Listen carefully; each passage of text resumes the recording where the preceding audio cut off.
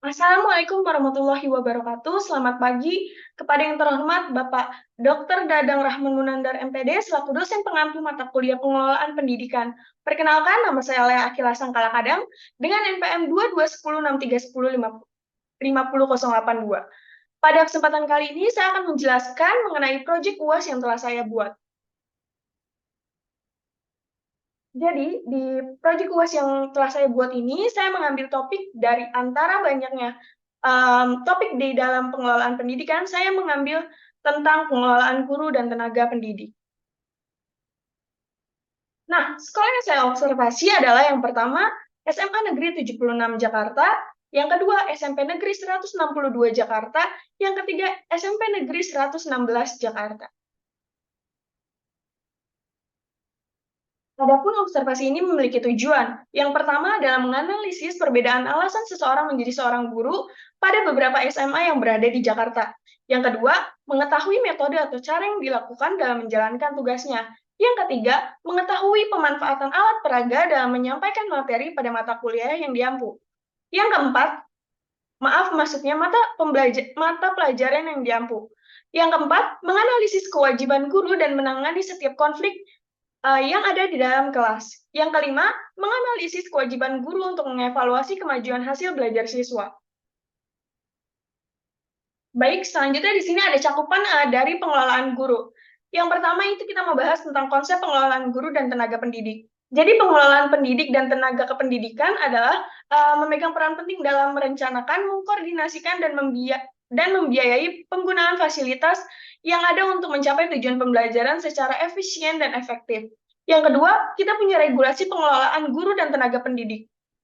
Jadi menurut PPRI nomor 57 tentang Standar Nasional Pendidikan tahun 2021, pasal yang ke-20 memuat hal sebagai berikut. Yang pertama, ada standar pendidik. Yang kedua, ada standar kompetensi pendidik. Yang ketiga, ada standar minimal kualifikasi pendidik dalam aspek akademik. Jadi diperlukan ijazah dan sertifikat. Yang keempat, selanjutnya ada standar minimal kualifikasi pendidik. Next, ada standar minimum kualifikasi yang ditetapkan oleh menteri. Selanjutnya, atau yang terakhir itu melakukan uji kelayakan dan kesetaraan. Di sini juga ada syarat untuk menjadi pendidik. Yang pertama, mempunyai kualifikasi minimal dan bersertifikat. Yang kedua, sehat jasmani dan rohani. Yang ketiga, mempunyai keinginan untuk mencapai tujuan pendidikan nasional. Yang keempat adalah mengikuti penyelenggaraan pendidikan. Ada pula kode etik dalam kode etik pendidik. Yang pertama itu beriman dan bertakwa. Yang kedua adalah setia kepada negara, Pancasila, dan Undang-Undang Dasar 1945.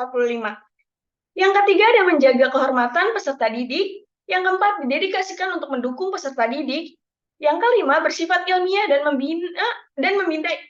membina ilmu pengetahuan.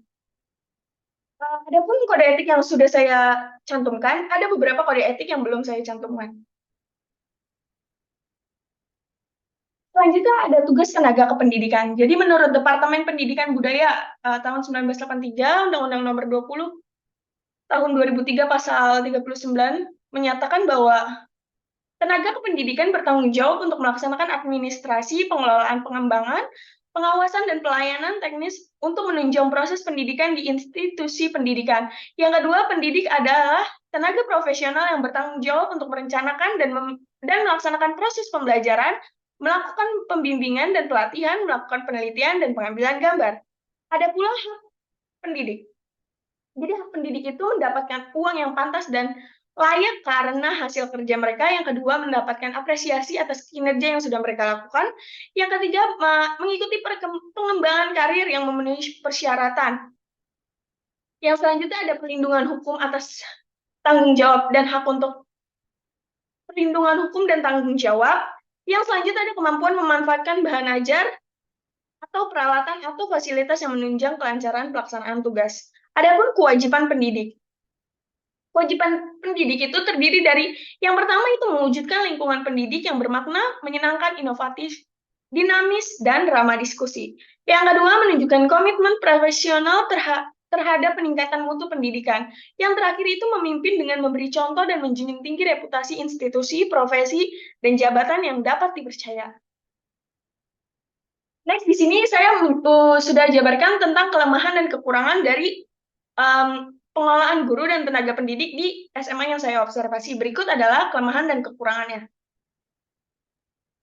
Di situ ada SMA Negeri 76 Jakarta, di sampingnya ada SMP Negeri 162 Jakarta, next ada SMP Negeri 116 Jakarta.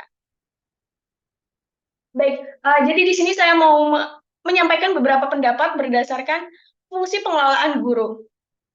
Jadi di sini sebenarnya ada beberapa pendapat yang saya temukan.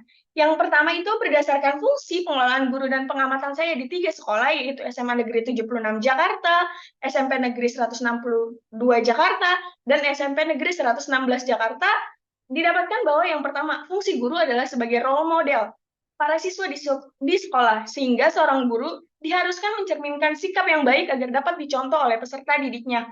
Karena pada dasarnya, guru harus dijunjung dan ditiru.